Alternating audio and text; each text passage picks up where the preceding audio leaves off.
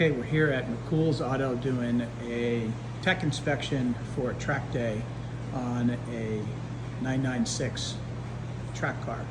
We're going to start by first checking wheels to look for excessive play in either wheel bearings or suspension components. Let's start at the left front. So we'll first start by checking 12 to 6, then we'll go 9 to 3, and then we'll go 11 to 5. So Jesse is gonna demonstrate what that looks like.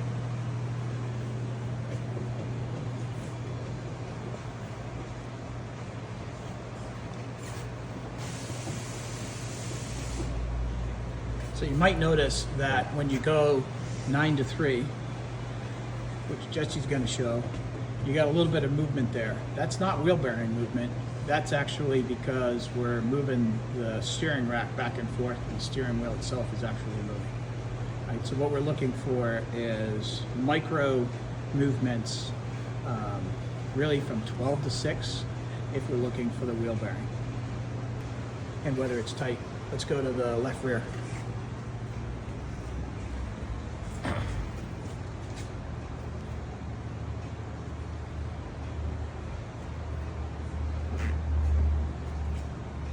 Any movement on that? This thing's tight, super tight.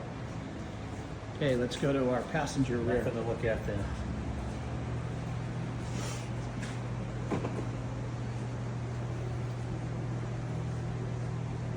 Right there we have a little bit of play. Okay, and you're getting that by going from roughly 10 o'clock to 4 o'clock position. Do you feel it? Yeah. Right there, something's moving. We're first going to start by looking at any of the suspension control arms that may be associated with movement of the tire. So we're going to use a pry bar to check bushings. There's a lower control arm bushing. There's a lateral bushing. And we're going to go on check the inside as well. No excessive play there. Yeah, a little bit of play right there. Looking at the lower control arm ball joint, and here It's okay. drag link is okay. Upper control arm bushings.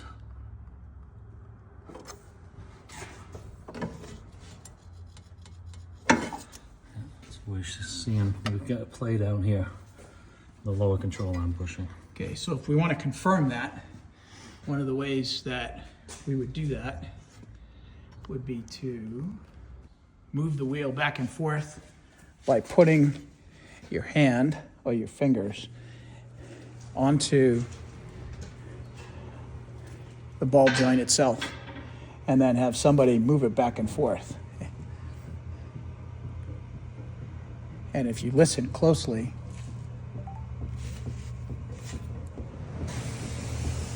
you can actually hear it moving.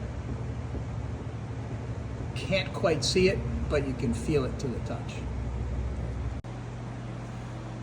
Okay, while we're at the rear of this 996, let's take a look at what we might want to look at from an exhaust and potential other issues or concerns. Jesse, tell me what you would do to inspect this. First off, I just look at all the hardware.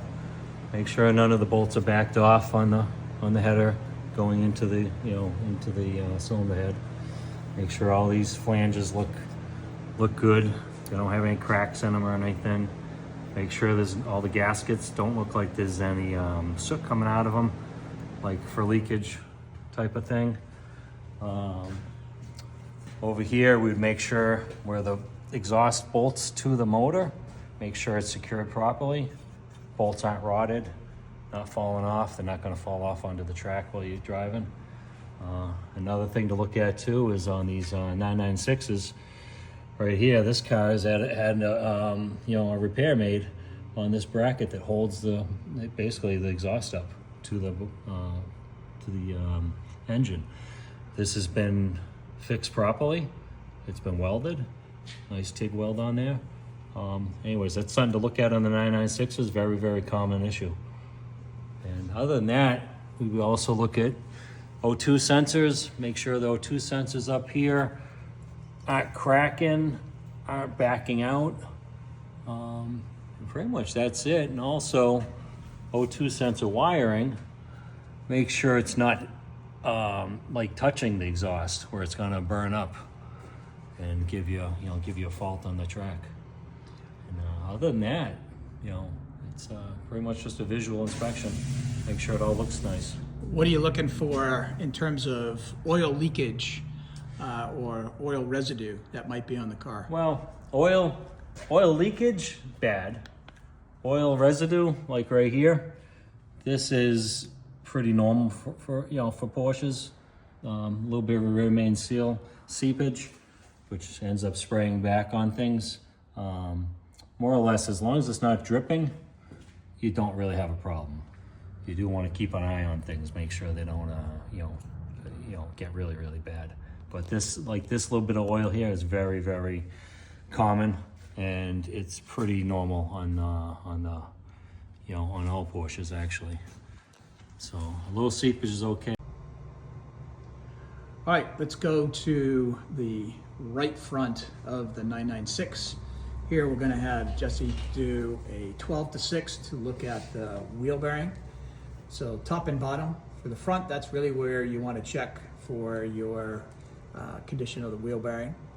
Now, if we go to the 9 and 3 position, as we said earlier, pay attention to that because you might hear things moving, but what you're actually doing is moving your tie rod in and out up against the rack.